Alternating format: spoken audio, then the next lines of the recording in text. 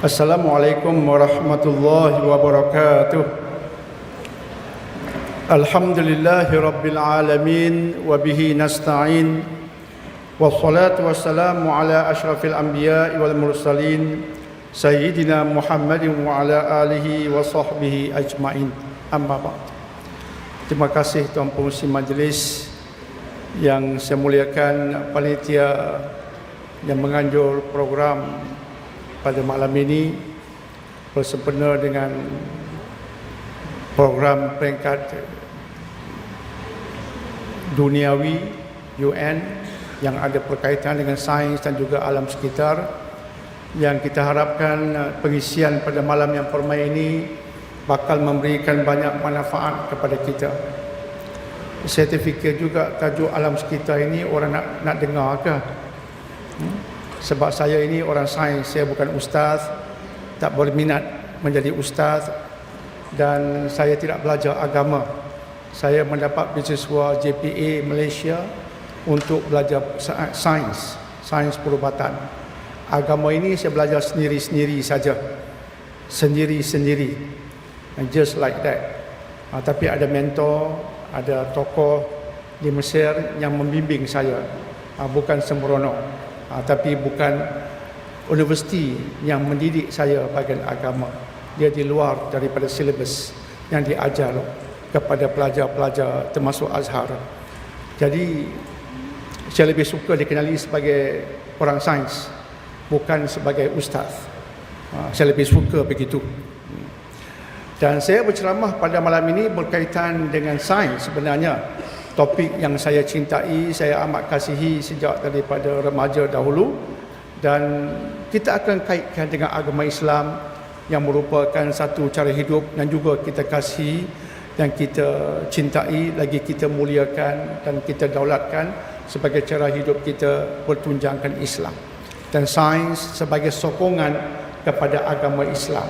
Sains bukan di atas sekali, agama Islam di atas sekali. Tapi sains menjadi sokongan kepada Islam yang kita yakini bertunjangkan Al-Quran dan juga As-Sunnah, insya-Allah. Ramai orang memahami Islam pada pengamatan kerdil saya secara sempit. Mereka melihat Islam dalam bentuk solat, dalam bentuk puasa. Sekarang musim haji dikaitkan dengan haji, umrah, kurban.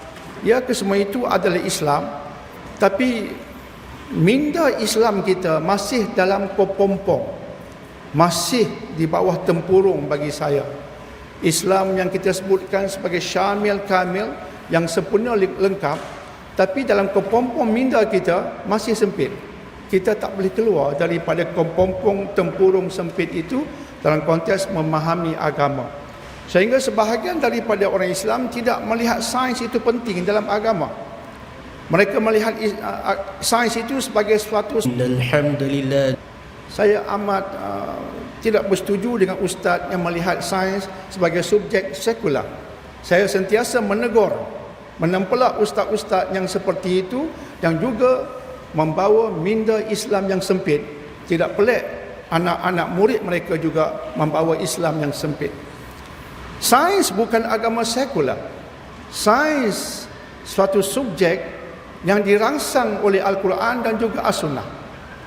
Itu satu aspek yang saya pelik terhadap orang Islam. Mereka memandang kecil benda saintifik, padahal agama Islam memandang penting benda saintifik, walaupun bukan yang terpenting.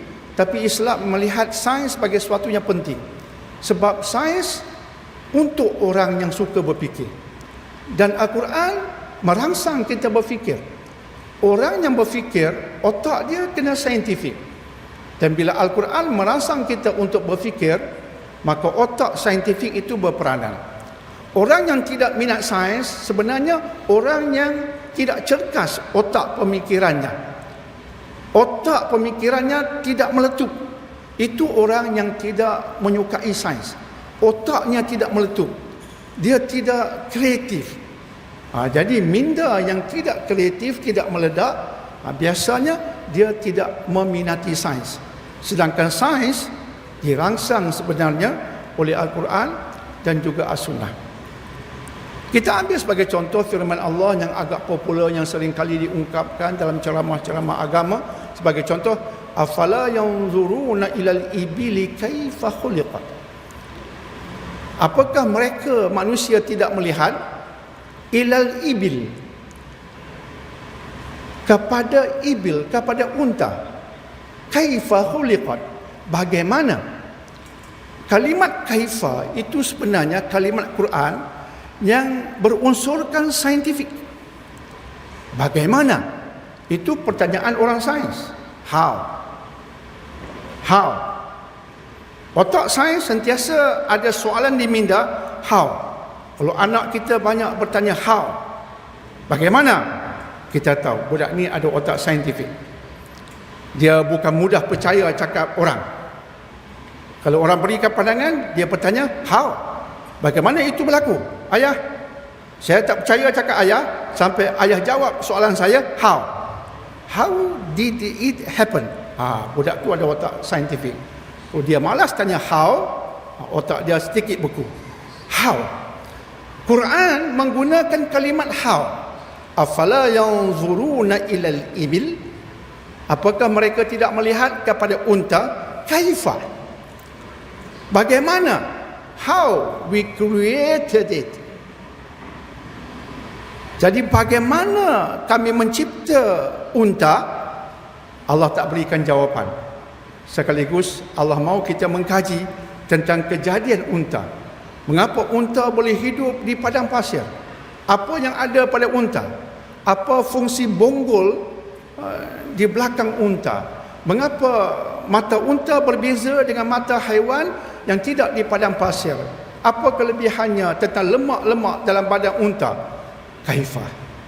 Bagaimana Allah menciptakan unta dan meletak unta di padang pasir? Ada rahsianya, ada sainsnya. Dan Al-Quran menyuruh kita menjawab persoalan bagaimana unta dijadikan di padang pasir. Apa rahsia yang ada pada unta menyebabkan dia berada di padang pasir ataupun di gurun. Bagi saya, Al-Quran ini merangsang saya meminati sains. Saya minat sains bukan sebab pakar-pakar motivasi. Tidak. Tetapi disebabkan Al-Quran. Alhamdulillah. Terima kasih kepada bapa saya, seorang kapten kapal yang belayar sana sini, dan yang dia hadiahkan kepada saya ialah ketika dia singgah di Indonesia, diberikan Al-Quran tafsiran bahasa Endon. Dia balik ke Pulau Pinang, masa itu saya muda remaja, dia hadiahkan tafsir Al-Quran bahasa Endon pada saya. Bermula tarikh itulah, setiap hari saya buka Quran, baca hanya satu halayan dan tengok maksud dan tafsirannya. Itu merangsang saya untuk meminati sains. Akhirnya saya sedar sains penting dalam Islam, tapi ramai tidak jelas bab itu. Sekaligus saya merumuskan orang kita otaknya sempit tentang agama, dan saya nak berbeza dengan mereka.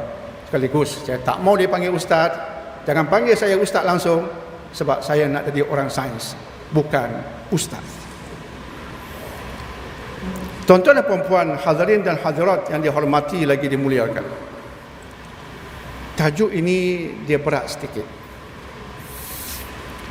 Dan kalau saya berceramah, saya khawatiri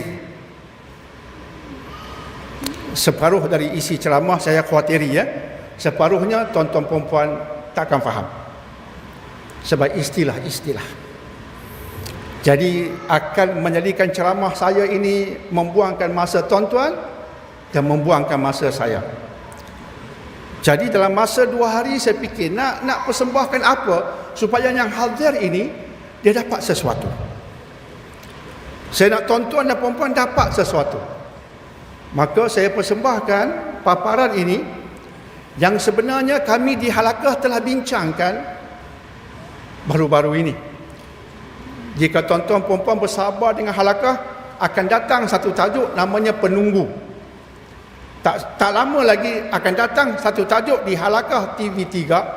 Halakah TV3 setiap Jumaat 6 petang. Promo sikit. Saja bagi tahu. Halakah di TV3, bukan TV9, jangan silap. Hari Jumaat mengambil tempat Al-Kuliah pukul 6 petang. Setiap Jumaat. Tak berapa episod lagi akan sampai ke satu tajuk penunggu. Penunggu, tajuknya pelik. Orang nak melihat, ada jebon kan duk tunggu kita. Orang silap. Kita sedang bercakap tentang Islam, sains dan alam sekitar. Maka research kami, apa yang kami kaji dan sebagainya, sebagian besarnya nak saya persembahkan di sini. Saya tambah dengan penemuan-penemuan baru yang dapat saya temui untuk masa kini. Sila fokus ke skrin, berikan tumpuan, taklah berat sangat, tapi dia membantu kefahaman tuan-tuan dan perempuan supaya kita sedar, alam sekitar ini kita ingat kecil dalam agama, tapi tidak, dia ada kepentingannya. Baik. Sebelum saya bicarakan aspek Islam, alam sekitar dan Islam, sebelum itu saya nak bicarakan tentang beberapa isu alam sekitar di peringkat global. Isu dulu, isu yang berkait rapat dengan tangan-tangan manusia, sikap manusia yang telah mengubah dunia dan alam sekitar. Seteruk mana yang telah berlaku, itu kita akan faham selepas ini. Dan selepas itu kita akan sedar anak cucu kita selepas ini hidupnya macam mana selepas kita tiada. Kita akan faham apa penderitaan yang sedang menanti mereka, yang mereka pun tak sedar. Mereka pun tak sedar. Tapi ketika musibah menimpa mereka, ketika itu mereka pasti sedar. Okey. Itu tujuan saya buat paparan ini. Saya cuma nak fokus tentang 4 isu besar alam sekitar yang sedang melanda dunia yang ramai tidak sedar tentangnya. Pertama, isu pembalakan ataupun dalam bahasa Inggerisnya deforestation. Deforestation ataupun pembalakan ataupun lebih tepat pembalakan melampau. Hutan-hutan yang telah hidup bertahun-tahun lamanya, hutan belantara lebih tepat, orang Inggeris panggilnya sebagai rainforest, dia telah hidup sekian lama, tiba-tiba manusia melakukan pembalakan. Pembalakan bukan tidak boleh dilakukan, boleh, ada relevannya, tetapi yang kita masukkan di sini ialah pembalakan yang melampau. Tebang sebab nak keuntungan, nakkan keuntungan, nak jual kayu kayan, dapat duit dan sebagainya. Kebiasaannya ramai yang menebang, membalak secara melampau sebab duit untuk negara, pulangan untuk negara, tanpa berfikir untuk jangka panjang. Okey, cuba kita lihat paparan yang mudah ini. Dalam bahasa mudah, manusia telah memotong pohon-pohon besar ini lebih kurang 27 padang bola sepak. Manusia telah memotong pokok-pokok, iaitu 27 padang bola sepak di sudut keluasannya setiap minit. 1 minit 27 kawasan hutan belantara itu digondolkan. 1 minit. Saya ulangi, 1 minit hutan belantara keluasannya lebih kurang 27 padang bola sepak yang kita faham sekarang. 27 padang bola sepak hutan belantara digondolkan setiap minit. Kita belum bicarakan setiap hari, setiap tahun. Jadi apa padahnya? Apa padahnya? Tuan-tuan boleh rasa lah. Mesti ada padahnya. Adakah apa yang kita rasai sekarang dengan perubahan cuaca itu padah musibah yang sedang melanda kita, zaman anak cucu kita lebih teruk? Kita akan tahu sekali jawapannya, insya-Allah ya. Okey. Rainforest, hutan belantara ini, dia dikatakan sebagai carbon sink. Apa dia carbon sink? Anak-anak kita belajar sains, dia belajar fotosintesis. Nak faham agama kena faham juga fotosintesis. Tidak tak faham sungguh-sungguh agama. Surah Yasin ada sebut akhdari nara. Api itu terbit daripada pohon yang akhdar. Pohon ayat Allah sebut akhdari. Daripada yang menghijau lahir nara. Daripada benda menghijau itu akhirnya keluar api. Jadi benda menghijau, pohon-pohon menghijau melahirkan nara daripada surah Yasin. Apa kaitan pohon menghijau dengan nara? Itu kena faham fotosintesis. Kalau baca Yasin, Allah menceritakan daripada benda menghijau, pohon menghijau keluar api. Kita baca begitu saja, tak faham. Tapi jika ada otak sains, belajar sains, oh, inilah dia fotosintesis. Al-Quran mengisyaratkan kepada benda menghijau ni penting sebab dia ada kaitan dengan api. Apa kaitannya? Fotosintesis yang melibatkan daun-daun yang menghijau itu, prosesnya menghasilkan oksigen. Oksigen ada berkaitan dengan api. Oksigen membakar. Oksigen membakar. Dan untuk pohon-pohon menghijau mengeluarkan oksigen, dia perlukan karbon dioksida. Siapa mengeluarkan karbon dioksida? Haiwan dan manusia. Kita bernafas, kita keluarkan sekarang karbon dioksida. Kita tak sedar. Kita menghirup oksigen. Kita tak kisah.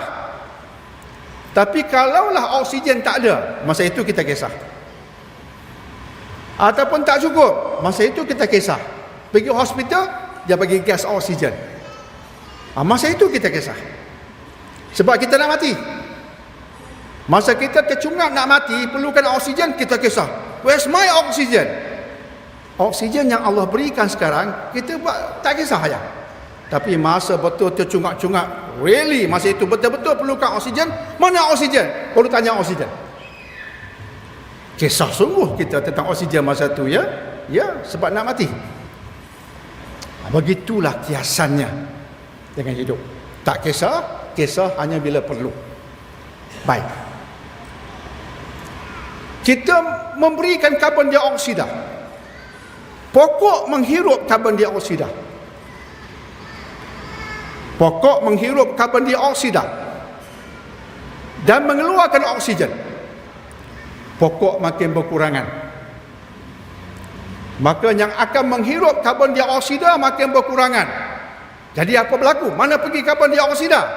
Karbon dioksida memenuhi angkasa kita, udara kita. Karbon dioksida memenuhi udara kita.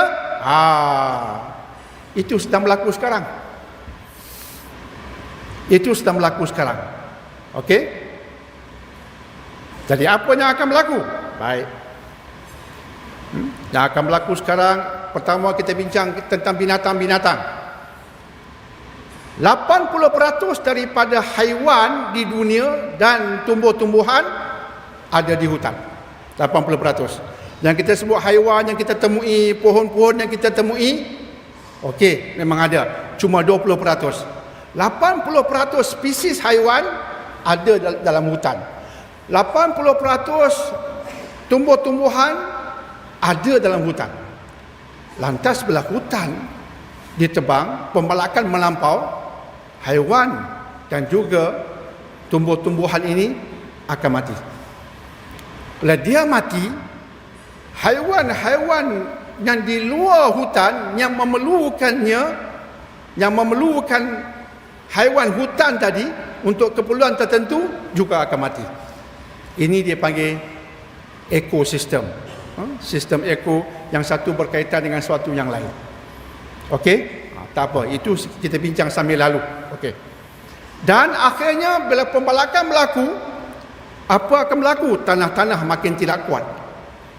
Akar-akar ni dia menguatkan tanah. Sebab itu berlaku tanah runtuh, banjir kilat.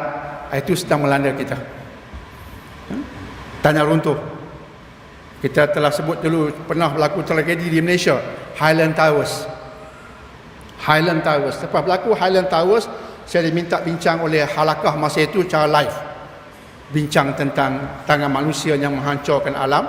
Saya pun buat kajian tentang Highland Towers. Kajian rasmi oleh Malaysia. Saya kaji-kaji, memang telah disebutkan dalam mahkamah bahawa antara puncanya bangunan hebat itu tumbang, antara puncanya ialah kesan daripada tanah yang tidak stabil. Dan tidak stabilnya tanah sebab ini dia, pembalakan, penerbangan melampau, bukit bukau, penggondolan bukit bukau menyebabkan tanah tak stabil, Highland Towers runtuh. Mungkin kita akan sedar bab ini bila flat kita runtuh, bila rumah kita runtuh. Tajuk ni relevan. Sebab itu kena cinta pada alam sekitar. Okey. Yang kedua, orang duk sebut tentang greenhouse effect, kesan rumah hijau. Kesan rumah hijau. Tuan-tuan sabarlah. Ni tajuk sains ni, sebab tu saya kata orang yang tak suka fikir, sains bukan bidang dia lah. Saya harap tuan-tuan punya otak bukan otak tak suka fikir. Orang yang suka sains ni, otak dia kena suka berfikir, baru seronok sains. Baru dia seronok sikit sains. Ini kita bincang sains yang ada berkaitan dengan Quran dan Sunnah akhirnya, di hujung nanti. Baik. Kesan rumah hijau. Apa dia kesan rumah hijau? Kesan rumah hijau ialah, ini waktu malam, di Malaysia, kita rasa selesa ya. Suhu rasa selesa kan? Suhu rasa selesa. Sebab apa kita rasa selesa? Yang suhu sekarang ni, kita rasa selesa. Sebab apa kita rasa selesa? Itu kesan rumah hijau yang berlaku secara tabi'i. Sebab apa? Sebab karbon dioksida di udara lebih kurang 1%. Kena ada. Paling kurang 1%. Kesan daripada 1% karbon dioksida, bila waktu siang cahaya matahari dia terangi bumi, maka bumi jadi panas sebab cahaya matahari. Dan sebahagian besar tenaga matahari itu diserap bumi. Bumi serap. Di waktu siang kita panas, duduk bilik aircon, panas sangatlah. Mood habis, panas. Sebab bumi dia serap tenaga panas cahaya matahari. Sampai waktu petang, tenaga panas yang diserap bumi itu akan melantun naik ke langit. Hilang. Tetapi disebabkan Allah takdirkan di langit ada 1% karbon dioksida. Ini ciptaan Allah. Allah yang faqaddara fahada. Dia qaddara, dia letakkan kadar 1%. Allah qaddara, Allah tetapkan kadar. 1% tu kadar yang Allah tetapkan, bukan 3-4%. 1% karbon dioksida duk menanti tenaga cahaya matahari yang diserap bumi naik ke atas. 1% karbon dioksida sedang menanti di atas. Maka apa berlaku?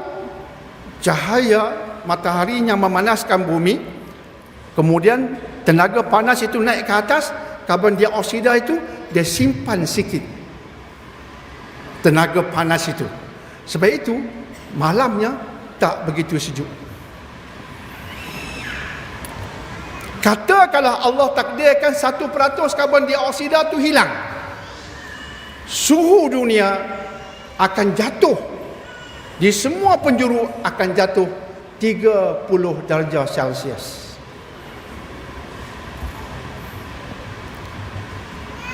Kalau tidak ada 1% karbon dioksida di atas sana itu, suhu kita turun 30 darjah Celsius. Sekarang dia boleh suhunya berapa? 30 darjah Celsius lebih kurang. Turun 30, 0 darjah Celsius. Boleh mati kita. Boleh mati kita. Maka Allah tetapkan 1% karbon dioksida itu di atas yang menyerap sedikit tenaga panas yang naik ke atas. Dia tak hilang terus. Kesan karbon dioksida serap sedikit itu, kita rasa suhu kita selesa. Itulah yang kita panggil greenhouse effect. Itu maksud dia. Mudahnya itu. Itulah kesan rumah hijau. Allah tetapkan begitu. Apa berlaku jika karbon dioksida berlebihan sangat? Tadi 1%. Apa berlaku jika karbon dioksida berlebihan? Lagi panas. Panas, duk mongut kan? Sebab apa? Kita buat pembalakan melampau. Pokok-pokok ini serap karbon dioksida. Tiba-tiba pokok-pokok yang menyerap karbon dioksida berkurangan. Karbon dioksida meningkat di atas. Dia serap kepanasan berlebihan. Panasnya, kita akan merasai suhu duniawi meningkat. Panas melampau, sakit meningkat. Dan kita sedang mendapat bala tu sekarang. Kita sedang dapat bala tu sekarang. Tapi bala lagi dahsyat sedang menanti. Bala lagi dahsyat sedang menanti. Apatah lagi di era sebelum Dajjal, kemarau dahsyat akan menyerang manusia. Ya, itu mungkin zaman anak cucu kita, cicit kita akan mendapat musibah itu. Dia pasti datang. Tapi kesan tangan-tangan manusia juga. Clear. Karbon dioksida 1%, nyaman. Berlebihan, suhu naik. Dan sekarang sedang berlebihan, ya, sebab pembalakan melampau. Berkait dengan apa yang saya sebutkan tadi. Okey. Boleh faham? Kalau orang tanya tuan-tuan perempuan, greenhouse effect, kesan rumah hijau, agak boleh faham tak sekarang? Bolehlah sikit-sikit kan? Bolehlah. Tapi saya ingat besok lupa dah. Besok lupa dah. Tapi malam ni Tok Wan kalau balik, bagi tahu kat cucu, Tok Wan belajar satu benda malam ni. Bukan an and on, bukan abata saja, bukan. Tok Wan belajar bukan abata saja, tapi Tok Wan belajar greenhouse effect, kesan rumah hijau. Cucu kata, hore Tok Wan, bravo. Tok Wan dah minati sains. Alhamdulillah. Okey. Baik, ini alam ciptaan Allah. Dan kesan daripada itu, apa yang berlaku ialah pemanasan global. Nak sampai ke situlah. Nak cerita yang tu. Bila pembalakan melampau berlaku, karbon dioksida meningkat, karbon dioksida serap kepanasan daripada cahaya matahari secara berlebihan. Pemanasan global berlaku, global warming berlaku. Dan ini dia. Saintis buat satu kiraan. Suhu dunia akan naik sekian-sekian darjah Celsius Fahrenheit. Suhu dunia pasti akan naik. Bila suhu dunia naik, tonton agak apa akan berlaku? Tu bahagian bawah. Bahagian bawah. Maaf, semua dalam bahasa orang putih. Semua dalam bahasa orang putih. Baik itu saya belajar sains bahasa orang putih. Tak faham bahasa Melayu. Orang cerita sains bahasa Melayu, minta maaf, bukan mengada. Saya tak faham. Kalau orang ceramah sains bahasa Melayu, saya keluar. I don't understand your Malay. Cakap agama boleh saya faham. But don't talk science to me in bahasa Malaysia. Minta maaf, bukan mengada. I don't understand. I prefer English. Saya dedahkan Inggeris, tapi saya terang. Saya tak biar begitu. Apa akan berlaku jika suhu dunia naik, pemanasan global berlaku? Tu. Apa dia? Scientists agree. Scientists bersepakat that even a small increase in the global temperature lead to significant climate change and weather changes. Saintis bersepakat. Suhu pemanasan global naik sikit pun, cuaca dunia akan berubah. Yang sedang menanti kita ialah perubahan cuaca. Dan kita sedang melihat cuaca tak menentu sekarang. Tak boleh ikut cara kiraan cuaca dulu. Tak menentu. Antara sebabnya pemanasan global. Apalagi akan berlaku? Taufan. Angin kuat akan menyerang kita secara tidak menentu. Itu sedang berlaku. Taufan melanda dunia kan tak menentu. Angin bertiup kuat tak menentu, mengejutkan kadang-kadang. Itu semua ada kaitan dengan pemanasan global. Artinya kita sedang melihat cuaca berubah dengan dahsyatnya, kesan daripada suhu naik tadi di seluruh dunia. Okey, boleh faham? Dan akhirnya apa berlaku? Tuan-tuan tahu tak di kutub utara dan selatan ada ice sheets. Ice sheet. Ice sheet dalam bahasa Melayu ni apa dia? Ada bongkah ais. Bongkah ais yang besar. Ice sheet ni bongkah besar. Besar sungguh-sungguh. Di bahagian kutub utara ada apa? Greenland. Greenland ice sheet. Bila suhu dunia meningkat, macam ais lah. Kita tahu ais tempat panas, apa berlaku? Cair kan? Maka kita mencairkan bongkah ais di utara. Dan bila bongkah ais dicairkan di utara sana, apa akan berlaku? Maka air laut meningkat. Air laut meningkat. Boleh sampai 5 ke 6 meter tinggi. Dijangkakan demikian. Greenland, bongkah ais Greenland di kutub utara. Di kutub selatan apa namanya? Geografi. Ini ais tebal. Ais tebal di kutub utara dipanggil Greenland. Saya nak tanya, kutub selatan?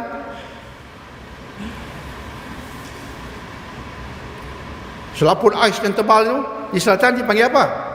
Antarctica. Antarctica itu lebih tebal berbanding ini. Greenland ini di sudut bongkah ais dia nombor 2 di utara. Nombor 1 Antarctica. Dua-dua itu cair. Maka air laut meningkat. Tuan-tuan boleh ikut air laut meningkat. Pemanasan global menyebabkan ais, ketebalan ais utara selatan menjadi cair, jadi air laut meningkat. Bila air laut meningkat, apa jadi? Cuba tengok apa jadi. Negara-negara yang hari ini rendah, kedudukannya rendah, dia bakal hilang dalam peta dunia. Di tak berapa tahun lagi, ada pulau, ada kota, ada negara yang dalam peta tak ada lagi dah. Pi mana? Kok dia angka? Pi kok dia angka? Pi arau ke? Ke kangat? Depa negara kota ni pi mana? Dia tenggelam. Antaranya dijangkakan tenggelam Bangladesh. Kota-kota besar seperti Tokyo akan tenggelam. New York, Mumbai, Shanghai, Dhaka. Dan salah satu kepulauan yang cantik, orang nak makan angin, jika dia tahu, dia tak miss kepulauan ini, Pulau Maldives. Pulau Maldives ni cukup cantik. Tapi oleh sebab saya tak suka makan angin, saya tak kisahlah, kawan-kawan ajak, TV ajak, you all go, I don't want to go. Saya pergi, kalau orang Maldives panggil saya berceramah, saya pergi. Dia sponsor semua duit tiket, hotel semua dia bagi, baru saya pergi untuk berceramah. Saya nak keluar duit, sorry bro, saya tak keluar duit untuk makan angin. Cukuplah saya makan angin kat Pulau Pinang. Pulau Pinang pun sekarang makin bersih berbanding sebelumnya. Bersih Pulau Pinang, pantai bersih sekarang, Masya Allah. Saya pusing Pulau Pinang yang semakin bersih sekarang. Cukuplah. Pulau Maldives, pipi makan angin tak balik sebab tenggelam. Kita bakal melihat kota-kota akan hilang daripada peta dunia sebab ditenggelami air laut. Air laut menenggelaminya sebab paras air laut meningkat. Paras air laut meningkat sebab kecairan bongkah ais di utara dan selatan, dan kecairan bongkah ais utara selatan sebab pemanasan global. Pemanasan global sebab pembalakan melampau. Nampak dia punya sanan? Nampak hubung kait. Dan pembalakan melampau sebab ketamakan manusia balik pada orang. Balik pada orang. Akhirnya balik pada orang. Orang. Yang tamak, pemimpin yang tamak, hartawan yang tamak, mendatangkan musibah pada anak cucu cicit kita.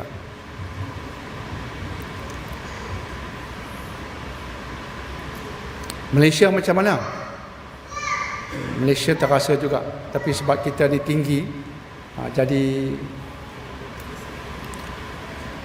mungkin ada tempat yang akan terasa. Sebab tu ada negeri yang senang banjir, itu semua pula air, paras air, Kelantan, Batam Timur, bala tu akan mudah serang negeri-negeri yang selama ini mudah banjir. Ini hukum sebab musabab.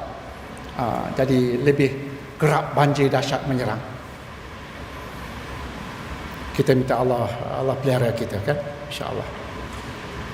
Negeri-negeri di Malaysia yang mudah banjir tidak mustahil kesan ini paras air laut naik dan banjir di tempat yang popular ini akan meningkat, dan tak mustahil kawasan-kawasan yang jarang kedengaran banjir berlaku akan kedengaran selepas ini banjir berlaku. Itu tak mustahil, tapi tak sampai peringkat Malaysia ditenggelami air laut. Belum sampai peringkat tu. Sepanjang kajian saya tak masuk lagi dalam kategori itu. Tak macam ini.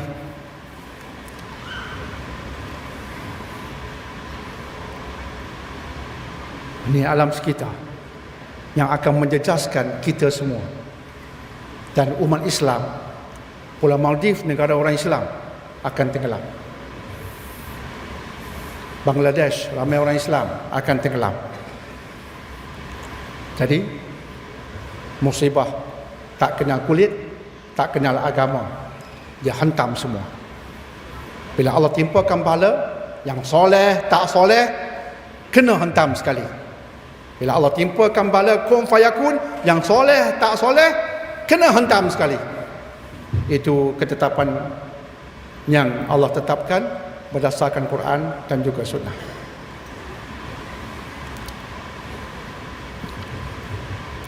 Clear? Boleh? Faham?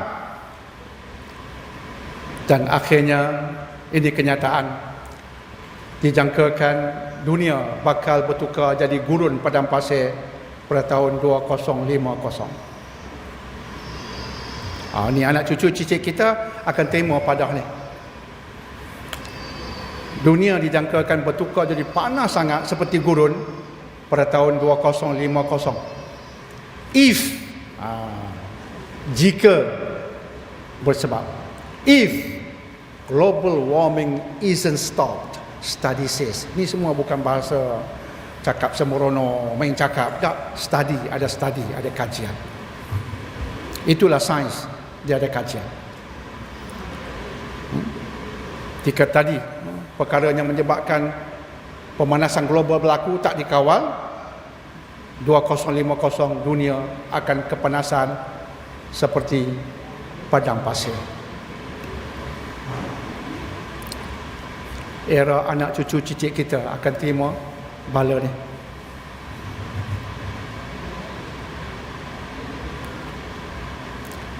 Jadi tuan-tuan perempuan nampak serius tak? Alam sekitar ni. Terima kasih banyak. Nampak, kalau faham ni nampak serius tak? Tuan-tuan perempuan nampak serius tak? Lepas faham fakta ni. Jadi agama ajar kita apa? Tak apa. Gitu. Itu cara kita belajar agama. Itu kepompong punya agama. Agama ajar kita do something. Nak buat apa? Nanti di hujung kita tahu nak buat apa. Apa yang Allah tetapkan kita tak boleh lawan. Tapi Allah mahu kita berikhtiar. Allah mahu kita berikhtiar. Kita tahu dadah berbahaya. Pi minum ketum juga. Pi minum ketum juga. Tu dadah. Melelong lah. Dapatlah padahnya.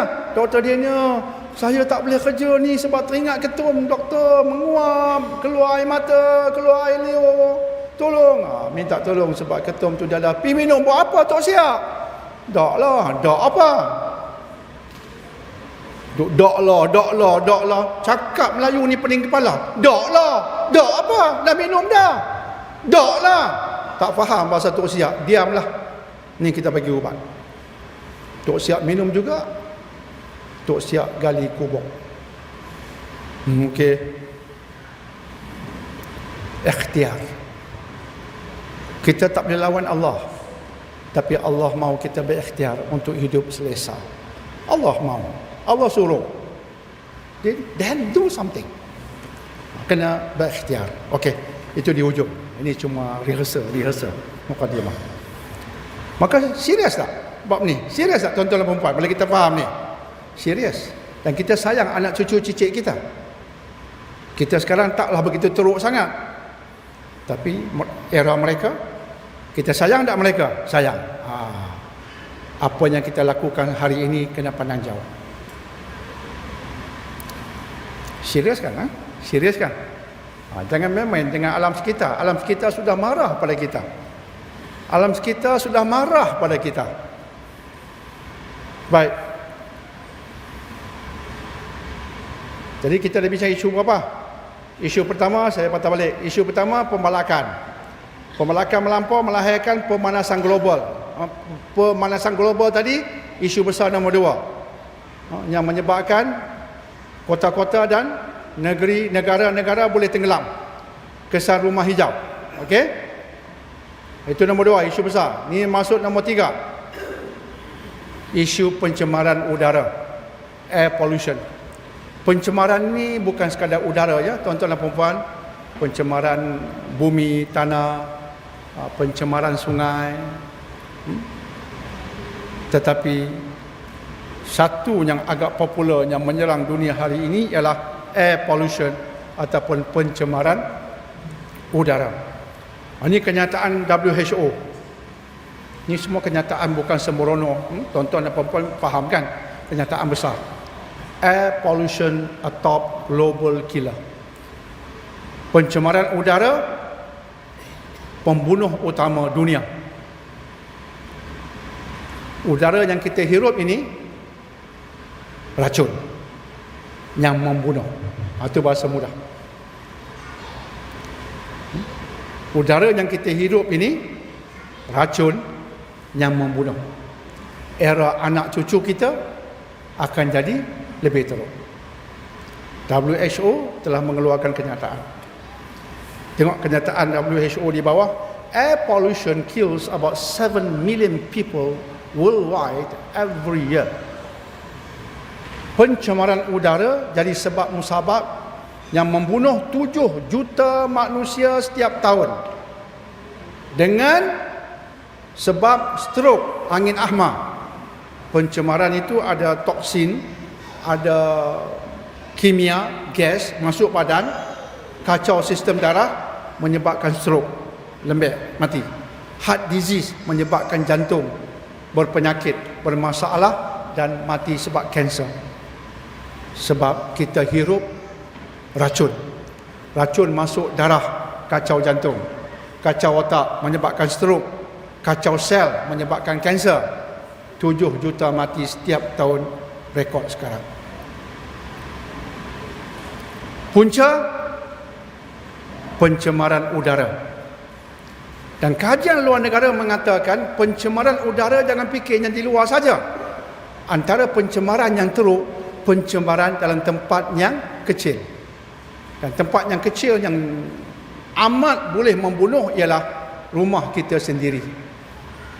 Contoh, jika bapa ataupun suami perokok, dia bukan mencemar dunia. Asap rokok dia tak sampailah Mumbai, tak sampailah Bangladesh. Allah, asap rokok abang tak sampai Bangladesh. Tuan selalu merepek lah, suruh abang berhenti. Memang tak sampai Bangladesh bang, tapi sampai ke hidung saya, sampai ke hidung anak-anak kita. Mereka yang sebab musabab, mereka yang akan mati cepat. Abang mati cepat tak apa juga, ni kami mati cepat. Abang pi dululah. Sebut macam tu kasar pula kan. Tapi di hati itu macam tu lah. Di hati itu macam tu. Ya, dia pi dulu. Kahwin aku tak sangka dia perokok. Depa dok kata dia suka rokok. Rupanya dia suka rokok, silap eja. Aku ingat dia suka rokok. Depa silap eja. Depa silap K itu depa buat ain. Aku dia ingat rokok, aku ingat ain. Rupanya rokok, kap. Menyesal kahwin dengan dia. Tapi dah kahwin, buat macam mana? Terima je lah. Itu pencemaran tu lagi bahaya. Kadang-kadang kita keluar tak teruk sangat, dalam rumah teruk. Dan juga ada rumah-rumah di setengah negara, dia menggunakan api kan, dia menggunakan fuel, orang kata minyak tanah sebagainya, masih lagi menggunakan itu. Api menyala di rumah, keluar asap setiap hari. Itu bala yang tadi sebab-sebab yang ini stroke boleh berlaku, kanser berlaku. Sebab itu saya pesan kepada anak-anak muda yang jadi anak usrah saya, terutama yang perempuan, sebelum you kahwin, you soal sidik. Bakal suami jika perokok, you cancel serta-merta. Jika bakal suami you perokok, saya kata cancel, tolak peminangannya on the spot. Jangan kahwin, sebab dia pembunuh. Tapi bukan pembunuh klasik, dia tak bawa pistol tu dia. Dia bukan pembunuh klasik. Si abang bawa pistol, pumpang, mati semua, alhamdulillah. Dah, dia tak bawa pistol.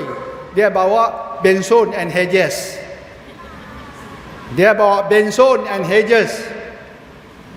Saya pesan ke anak usrah saya yang perempuan, jangan duk kahwin dengan perokok. So dia isi borang dulu. Semayang sehari berapa kali? 3 kali. Jadi tinggal 2 ya, bukan banyak, cancel. Semayang okey. Pergi dengar kelas agama, mufti perlih, okey, bagus. Saya suka sangat. Tapi perokok, semayang sehari 5 kali, rokok pun kena 5 batang, cancel. Out you go, bro. Sebab dia pembunuh.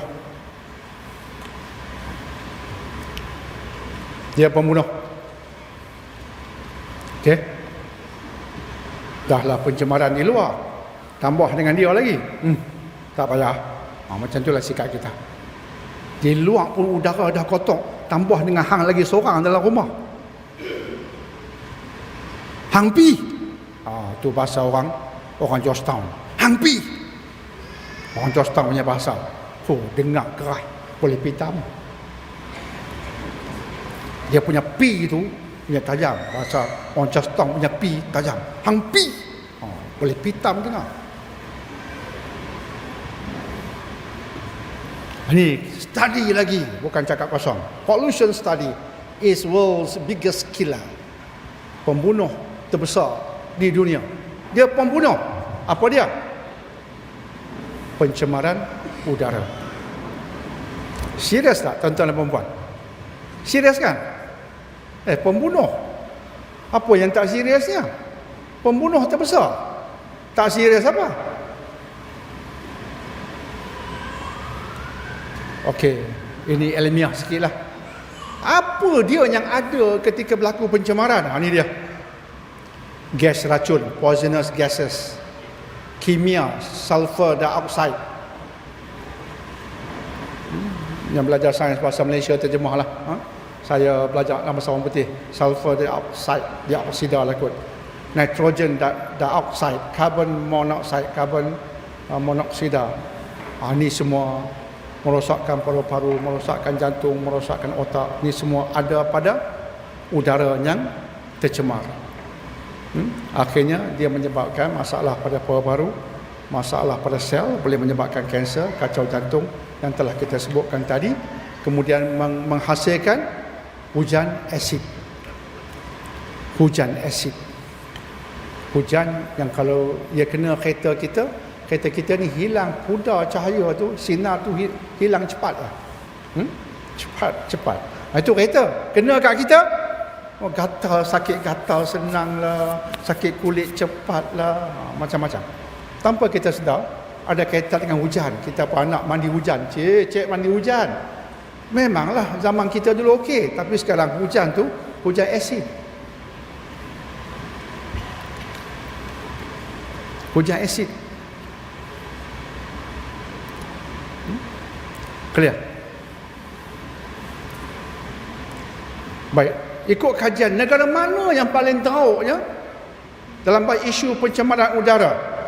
Saya ambil kajian 2015. Negara paling teruk di sudut pencemaran udara ialah pertama Qatar, kedua Kuwait, ketiga United Arab Emirates. Ini semua negara orang Islam. Australia, Turkmenistan, Kazakhstan dan sebagainya. Top negara orang Islam. Orang Islam ni tu yang saya kata belajar agama otak sempit. Oh, bab rokok. Makruh saja. Makruh saja. Tak kisahlah, yang penting dia semayang. Nampak? Tu agama dalam kepompong. Sempit sungguh agama tu. Jadi paling pengotor negara orang Islam. Orang Islam paling pengotor. Di Malaysia, orang Islam paling ramai isap rokok. Walaupun fatwa kebangsaan kata haram, haram, haram, tak kisahlah. Mereka cakap senang, kita nak merokok tak kisahlah. Yang nak mati aku, bukan mufti. Cakap pandai orang kita, beragama. Cakap pandai. Itulah agama dia. Islam dia. Islam dalam kepompong. Dia timbulkan problem pada orang, dia tak kisah. Asap rokok tu tak kena orang. Pi mengata-kata, oh dia seorang yang telan asap rokok tak apa. Tapi yang keluar ni, dia tak kisah. Itulah Islam sebagai orang Islam. Tak kisah. Dia ingat semayang selesai masalah. Dia ingat Islam aja begitu. Yang penting semayang. Bila dia semayang selesai masalah. Saya tak kenal pun agama Islam macam tu. Kalau you semayang selesai masalah. Saya tak pernah belajar Islam macam tu. Saya tak pernah kenal Islam yang mengatakan jika you semayang selesai masalah. Saya tak pernah kenal agama macam tu. Saya cuma kenal semayang benda pokok. Tapi bukan sekadar itu. Dia benda pokok, betul. Dia benda besar, betul. Dia benda utama, betul. Tapi semata-mata dia selesai masalah, salah.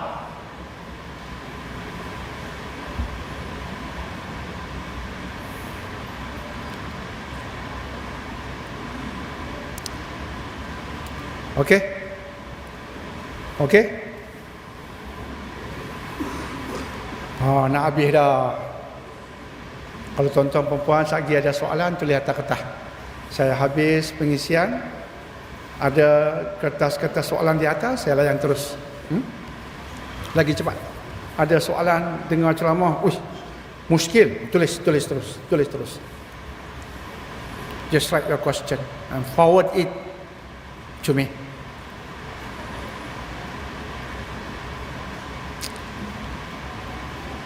Okey, nak habis lah. Berapa isu dah kita bincang? Kita recap, kita ulang kaji. Berapa isu dah saya bincang? Patah balik doktor. Okey. Saya ikut. Berapa isu? Pembalakan melampau. Kesan pembalakan melampau. Karbon dioksida meningkat di udara. Bila karbon dioksida meningkat di udara, apa akan berlaku? Maka akan berlaku suhu naik. Dan bila pembalakan melampau berlaku, tanah tidak kukuh. Berlaku banjir kilat, bangunan runtuh dan sebagainya. Dan kesan pembalakan melampau, akhirnya karbon dioksida meningkat di udara. Berlaku isu kedua, pemanasan global. Pemanasan global. Sebab bila karbon dioksida meningkat di udara, dia serap tenaga panas berlebihan. Bila karbon dioksida di udara serap tenaga panas berlebihan, maka suhu meningkat. Itu kesan rumah hijau. Yang saya ceritakan tadi, itulah yang dipopularkan sekarang. Greenhouse effect, kesan rumah hijau, itulah dia. Ini semua ketetapan Allah. Kita cuma memahami apa yang Allah cipta. Kita faham penciptaan Allah. Bila kita faham, kita boleh bertindak selari dengan apa yang kita faham. Okey? Maka disebabkan pembalakan melampau antaranya ditambah dengan pencemaran, kereta terlampau banyak, exhaust keluarkan asap-asap, ditambah dengan itu yang tak saya sebutkan tadi, industri keluarkan asap, pum di langit, tambah dengan pembalakan tadi, maka karbon monoksida, karbon dioksida meningkat di udara. Semua ni mereka serap kepanasan dari bumi, maka suhu dunia meningkat. Itu kesan rumah hijau. Kalau suhu dunia meningkat, apa akan berlaku? Yang akan berlaku ialah antaranya taufan, tiupan angin kuat berlaku cara yang tak terkawal, cara mengejut. Cuaca berubah dengan dahsyatnya sedang melanda kita sekarang. Kesan suhu meningkat, kesan suhu global meningkat, dan akhirnya berlaku kecairan bongkah ais di utara Greenland dan di selatan, kutub selatan Antartika. Bila bongkah ais itu cair, kesan suhu meningkat di peringkat global, maka paras air laut meningkat. Bila paras air laut meningkat, apa akan berlaku? Ada negara, ada kota yang akan tenggelam. Peta dunia akan berubah. Tak berapa lama lagi, kota yang ada satu hari hilang. Antaranya Tokyo, New York, Mumbai, Shanghai, Pulau Maldives akan hilang sebab dia rendah. Maka bila paras air laut naik, paras air laut meningkat sebab pemanasan global, maka ini semua akan tenggelam. Malaysia dapat padah macam mana? Banjir-banjir akan terus meningkat. Okey? Peta berubah. Ini benar serius ni. Okey? Dan kesannya juga ialah dijangkakan jika bab ini tak selesai, 2050 dunia jadi seperti padang pasir. 2050. Itu isu kedua. Isu ketiga, pencemaran udara. WHO mengatakan pencemaran pembunuh terbesar di dunia. Dia membunuh 7 juta manusia setiap tahun melalui stroke, kesan udara kotor menghasilkan stroke, sakit jantung dan kanser. Mati manusia sebab musabab daripada pencemaran udara yang kita sebutkan tadi. Okey? 3 dah selesai. Yang terakhir, isu air. Berkait juga dengan benda tadi. Okey. Ini apa yang Allah cipta tentang dunia kita. Tolong ambil perhatian. 71% dunia adalah air. Ataupun senang, 70% dunia adalah air. 30% adalah land, adalah tanah.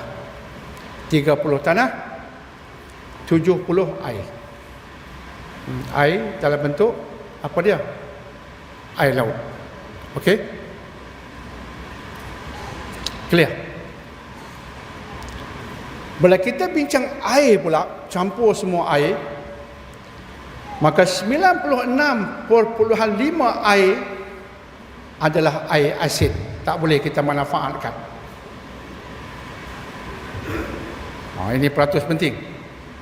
96.5%, 96.5% air di dunia, air yang tak boleh kita minum. Air apa? Air asin. Contoh air laut. Air yang boleh kita minum, air sungai, air tasik, campur semua, cuma tinggal 3.5% saja. Itulah air yang boleh kita manfaatkan di muka bumi. Tiba-tiba kita cemari sungai, yang boleh pakai itu pun tak banyak, pergi bagi kotor pula, lagi kurang. Nampak? Ini peratus yang kita kena faham. Baru kita faham apa dia syukur dalam anugerah Allah. Oh, syukur Allah bagi kat Malaysia sungai, ratusan sungai, tapi sebahagiannya kotor. Syukur apa? Alhamdulillah, alhamdulillah, alhamdulillah, alhamdulillah. Tapi sungai aku bagi kotor juga. Alhamdulillah, alhamdulillah, alhamdulillah. Aku bagi kotor sungai juga. Alhamdulillah apa? Syukur pada Allah ya. Syukur sebab bagi sungai. Tapi aku bagi kotor. Syukur Allah bagi sungai, tapi aku bagi kotor. Syukur Allah bagi sungai, tapi kerja aku bagi kotor. Itulah zikir kita.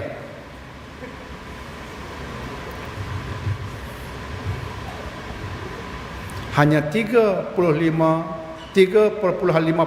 air boleh digunakan, dan kebanyakan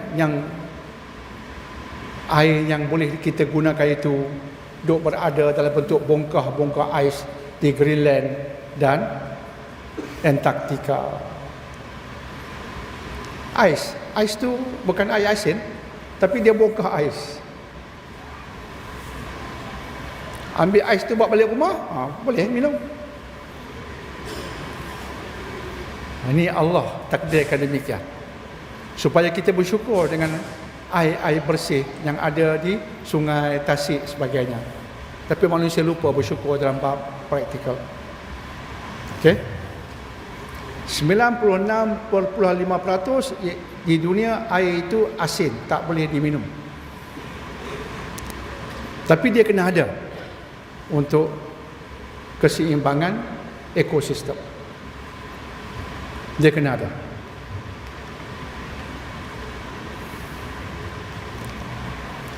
Dunia sambut World Rivers Day pada tanggal September 29. Tak lama lagi akan sampai tarikh ni, iaitu Hari Sungai Sedunia. Dia ada Hari Bapa, Hari Ibu, Hari Sungai ke dunia. Hari Sungai Sedunia 29 September. Mari kita lihat tentang Malaysia.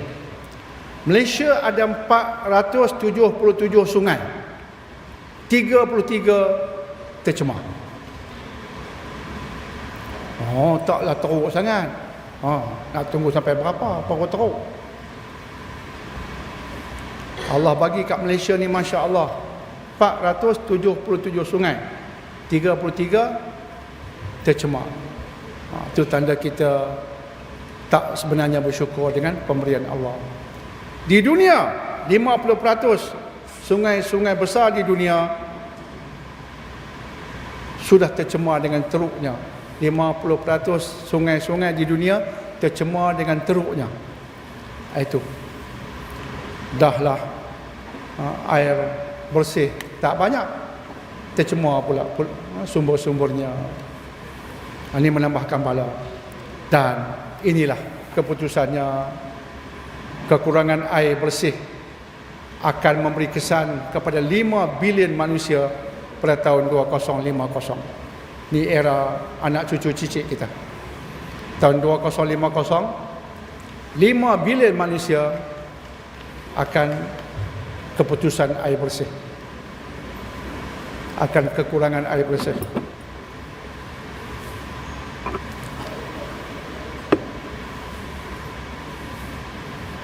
Okey? Clear? Tuan-tuan boleh faham tadi? Sains tadi. Boleh faham? Apa Islam kata tentang alam sekitar? Nak habis dah. Nak habis dah. Lega. Daripada doktor kata nak habis dah, lega kami. Kertas soalan tak ada lagi ni. Kertas soalan tak ada lagi ni. Tulis atas kertas apa-apa soalan. Okey? Tadi aspek sains. Boleh faham kan? Tuan-tuan puan-puan boleh faham kan? Bahasa Dr. Daniel tentang sains dan alam sekitar boleh faham kan? Boleh? Boleh? Peninglah sikit kan? Peninglah sikit. Tapi tak banyak, pening sikit je. Tapi kena dengar. Kena dengar. Cerita ke anak cucu. Jangan main-main buat alam sekitar ni. Alam duk marah kat kita ni. Alam duk marah. Mau tak 2050 kamu hidup seperti hidup di padang pasir? Duk baca tentang ilmu alam padang pasir sana, padang pasir sini. 2050 padang pasir berlaku kat sini sebab panas, tak ada air. Mau tak? Tak mau. Tak mau, do something. Itulah yang nak kita hasilkan, satu keinsafan. Okey, balik pada agama. Ayat apa pula? Kalau sebut alam sekitar, ayat ni kita tak lupakan, iaitu surah Ar-Rum ayat 41. Zaharal fasadu fil barri wal bahr bima kasabat aydin nas liyudhiqahum ba'dalladhi 'amilu la'allahum yarji'un. Telah nampak kerosakan. Allah sebut zaharal fasad. Zahara tu nampak, dimanifestasikan. Apa dia? Al-fasad, kerosakan. Kerosakan. Ulama mentafsirkan kerosakan ni cara umumnya, kerosakan al-fasad di sini ialah melanggar ketetapan Allah. Cara umumnya tafsir ulama tentang kalimat ni ialah kerosakan ialah melanggar ketetapan Allah. Allah kata jangan buat, kita buat. Islam larang, kita buat. Itu kerosakan. Kesan kerosakan sebab melanggar kehendak Allah, rosak dunia, iaitu di laut dan juga di daratan. Tafsir itu Ibnu Katsir sebut, ulama para sahabat sebut. Saya rasa itu tafsir yang bagus. Okey. Jadi kita nak kena kembali pada kehendak Allah. Apa dia? Nanti kita faham. Bila tak ikut kehendak Allah, kerosakan berlaku di laut dan juga di darat. Allah dah sebut demikian. Allah timpakan bala itu la'allahum yarji'un, semoga mereka kembali ke pangkal jalan. Artinya tujuan Allah timpakan musibah itu kepada kita, anak cucu cicit kita, bagi rasa padan dengan muka you all, supaya you all insaf. Itu tujuannya, supaya kita insaf. Clear? Baik. Rupa-rupanya dalam konteks menjaga kebersihan, udara bersih, air bersih, tak mau sungai tercemar, menjaga kebersihan lah. Cara yang umum, rupanya ada perkaitan dengan iman. Oh, rupanya isu alam sekitar ni berkait juga dengan iman rupanya. Sebab alam sekitar ni dia kotor, dia tak bersih. Sebab apa dia kotor tak bersih? Sebab orang tak beriman, ataupun orang yang beriman, iman dia tercemar. Seperti tercemarnya udara, iman kita pun tercemar. Jadi bila iman tercemar, tak patuh Allah secara betul-betul. Lihat ini. Ini hadis Muslim dan lain-lainnya mengatakan, iman memiliki, sabda Nabi SAW, iman memiliki 60 ataupun 70 cabang. Yang paling tinggi syahadah, dan yang paling rendah, tapi dia iman. Rendah pun dia berkait dengan iman. Menyingkirkan, membuang al-adha, imatatul adha. Terjemahan di sini gangguan. Boleh sebut gangguan, mungkin kita maksudkan pelbagai. Saya kurang suka dengan terjemahan ustaz ni. Saya nak ubah. Imatatul adha bermaksud menyingkirkan, itu betul. Membuang al-adha. Al-adha artinya apa-apa yang menyakitkan, yang boleh mendatangkan masalah, penyakit. Itu adha. Kalau gangguan nanti, gangguan jin, jebon pun gangguan juga. Saya tak suka terjemahan ustaz ni. Saya nak buang terjemahan dia, ambil terjemahan saya. Adha ini ialah apa-apa yang memudaratkan. Jadi apa-apa yang mendatangkan mudarat di tengah jalan, jangan tengok saja, buang. Kaca, buang. Dalam bentuk yang simple. Kalau di sekolah, tengok sampah, ambil buang. Kena train daripada awal. Syukur saya mentor Mahat Hafiz Negeri Pahang. Mahat Hafiz yang satu-satunya saya sayang sangat. Mahat Hafiz Negeri Pahang, mentor buat kurikulum Quran dan sains. Dia jangan hafal saja, saya mau dia hafal dan faham. Dan dia faham dalam konteks sains. Itu kurikulum untuk Mahat Hafiz Negeri Pahang. Saya suka boleh pergi sana, bersih sangat. Mereka bukan sekadar hafal Quran, mereka dihajar untuk hidup Islam cara betul. Bukan sekadar masuk waktu semayang, bagus dah, akhlak, kutip sampah, jaga kebersihan, jangan tunggu orang buat, kita buat. Jadi bila saya pergi, saya perhati saja, saya pergi parit, tempatnya orang tak pergi, saya pergi tengok parit, tandas, tengok padang bola, tengok pohon-pohon, tengok. Kan cari satu kertas kalau ada. Saya mencari satu kertas. Alhamdulillah tak ada. Baru saya puji. Ini sekolah yang saya sayang, saya kata. Banyak sekolah agama, hafal Quran, tapi sampah punya banyak kat pekarangan. Tong sampah ada, tapi dia buang sampah bukanlah tong sampah, mesti buang di tepi tong sampah. Sekolah agama Sorry bro, saya kata, ni bukan sekolah agama yang saya suka. Dia ajar agama sempit, praktikalnya sempit. Kononnya tak penting kebersihan. Hadis ni nak buang mana? Ni hadis ni, tuan-tuan perempuan, kita nak campak mana hadis ni? Nak campak mana ni? Bahawa menghilangkan apa-apa yang tidak baik di jalanan, dia berkait dengan iman. Ya, paling tinggi asy-syahadah, ya. Tapi selepas asy-syahadah, kotoran di jalan kita buang, itu iman. Sekaligus kita tak buang sampah di jalan. Terhasil lah itu.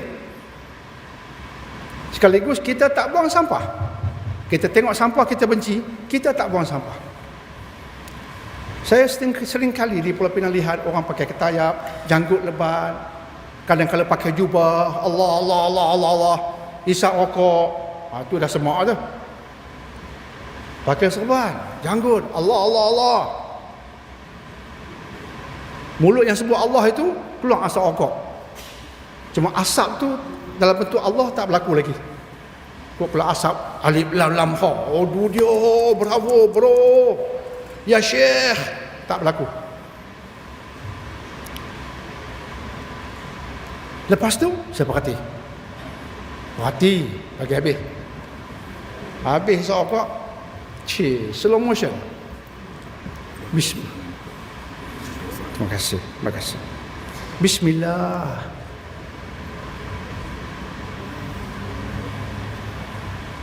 Lagi popular, makan kari pap, bungkui. Habis telan kari pap, buka ayah cermin kereta, Bismillah. Lagi popular. Nanti profesor universiti pun buat. Tak boleh ambil sampah tu dalam poket sekejap, nanti sampai di rumah lempar dalam tong sampah. Tak boleh. Sebab kertas ni berat sangat. Dia berat sangat.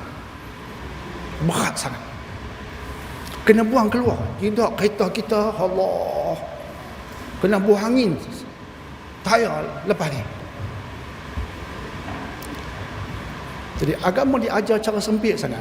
I don't like it. Saya tak suka agama diajar macam tu. Sebab tu saya sayang sangat Mak Tafiz Negeri Pahang. Bukan sebab saya mentor. Saya pergi tengok, cari satu kertas tak jumpa, saya suka. Sengaja saya pergi cari kertas. Saya tak tahu cari apa? Kertas.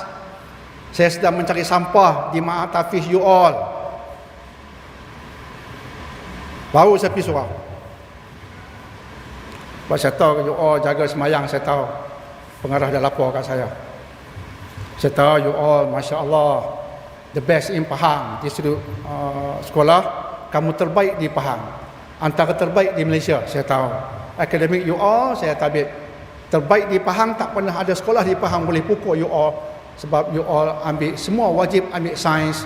Semua, Mak Tafiz Pahang, semua mesti ambil sains. Tak boleh ambil sains, minta maaf, cari sekolah lain. Ini wajib sains. Dan semua sekolah, the best in Pahang, one of the best in Malaysia. Saya tahu. Tapi saya nak tengok akhlak lain. Baik Islam bukan sekadar itu. Dan menghilangkan kotoran, azab, benda yang bermasalah, sebahagian daripada iman. Ingat itu. Maka bila kita hisap rokok, kita buang, kita kotorkan udara, ada masalah sedikit sepanjang iman. Ambil sampah di tangan, buang mata-kata, problem iman.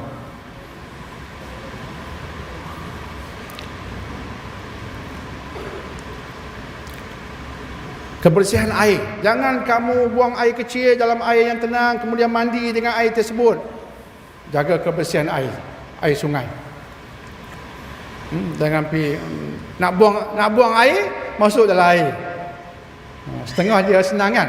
Nak buang air, mak yang siapa kata? Mak suruh. Bagus punya ibu. Picit hidung baru dia tahu. Bagus punya mak. Nak ambil hak mak. Masuk. Jangan beritahu kat orang.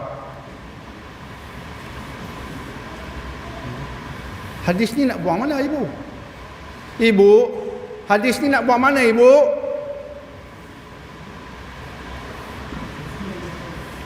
Di agama tu sempit sangat. Hafal anak saya, hafal surah Al-Mulk. Yang ni tak hafal.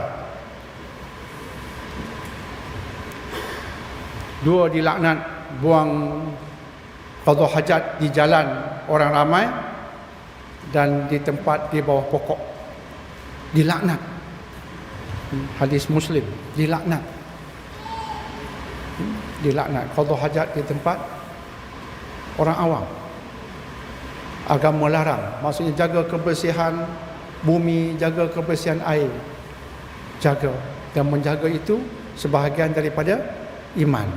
Tu cantik tu agama. Agama Islam cantik lah. Umat dia tak cantik. Agama cantik sungguh. Hadis Sahih Muslim, Nabi SAW melarang buang qada hajat tempat umum. Menyokong hadis tadi. Okey, lebih kurang sama dengan hadis tadi. Jaga kebersihan alam. Tak ada seorang Muslim yang menanam pokok. Ni bab pokok, tanam. Tak ada seorang Muslim menanam pokok, menanam tanaman. Burung makan buahnya, manusia makan buahnya, haiwan makan hasilannya. Semua itu dapat pahala sedekah. Tanam pokok. Tanam pokok. Pokok menjadi, ada hasilan buahnya, tapi tak sempat mengasah. Yang mengasah siapa? Burung, haiwan, orang lain. Nabi kata tak apa, you dapat pahala sedekah, tak pernah rugi. Cantik agama ya. Cantik agama. Dia ajar akhlak terhadap alam. Tanam pokok. Tanam pokok. Jadi amalan, ada sekolah yang bagus. Dia didik anak murid untuk tanam pokok di sekolah, untuk menghijaukan alam. Saya suka sekolah yang fokus benda macam tu dan guru-guru yang fokus macam tu. Bukanlah benda yang kita buat sampai lupa subjek-subjek agama, subjek sains, bahasa, bukanlah sampai begitu.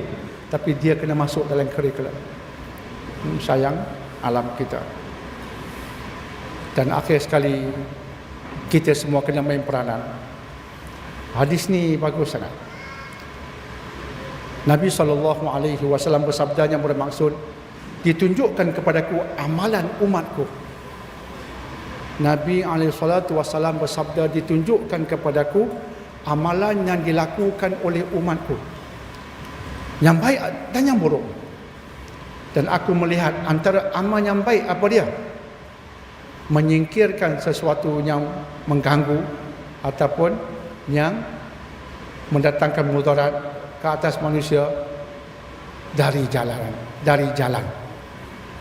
Apa yang mengotorkan alam, yang memudaratkan manusia, jumpa kat jalan, buang.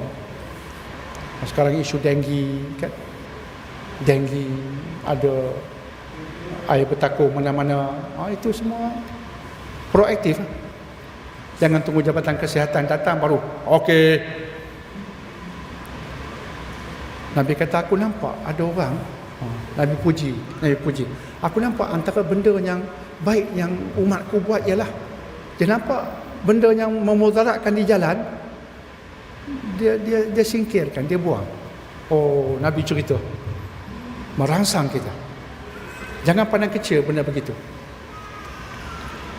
Itulah umat yang proaktif. Dia tak tunggu jabatan buat kerja. Dia buat baik. Dia buat kerja baik. Sebab Allah bagi dia nampak. Ini air bertakung ni. Allah bagi dia nampak. Maka Allah bagi dia peluang untuk buat baik. Yang Nabi ceritakan. Buat baik. Saya sukalah hadis-hadis begini, saya suka sebab dia merangsang kita jadi orang baik, tanpa nak gah cerita kat orang dia buat baik. Tak buat ya. Tak payah nak upload. Ni nampak tak saya buang ni, saya buang sampah, nampak tak? Itu mengada lebih. Tak payah.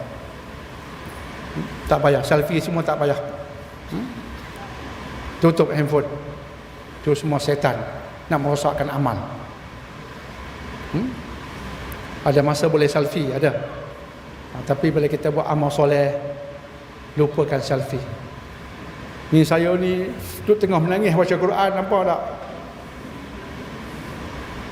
Nampak sangat. Syaitan dah kacau dia. Saya baru habis ni hari Jumaat, saya baca Al-Kahfi. Al-Kahfi dan nak bagi tahu kat dunia. Ni hari Jumaat, hari Jumaat. Aku dah khatam dah, nak bagi tahu. Awas. Awas putar balik syaitan dalam amal. Nak selfie, nak bagi tahu, awas. Ada tempatnya. Tapi cara umumnya awas. Okey. Thank you. Alhamdulillah. Jadi ada kata soalan, ada nampak 1 2.